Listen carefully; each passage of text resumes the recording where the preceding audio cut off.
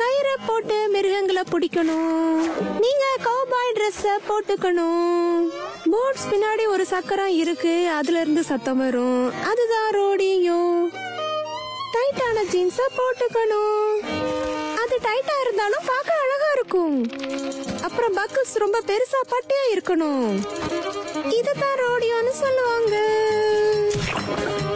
Radio radio radio இதெல்லாம் வந்துட்டேன், இதோட வந்துட்டேன்.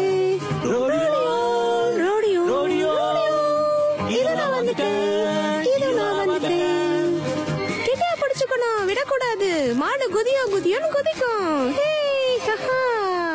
ரோடியோ டிராக்டர் இருக்கும், பெரிய காளை இருக்கும், அணில் இருக்கும், டான்ஸோட குதிரை இருக்கும், எல்லாம் இருக்கும். சாண்டியை கலந்து ஜெயிப்பா இந்த போட்டியில. இதுதான் பரோடியோ. ரோடியோ ரோடியோ ரோடியோ ரோடியோ நான் இதோ வந்துட்டேன், இதோ வந்து கலக்குறேன். ரோடியோ ரோடியோ ரோடியோ இதோ வந்துட்டேன், இதோ வந்துட்டேன்.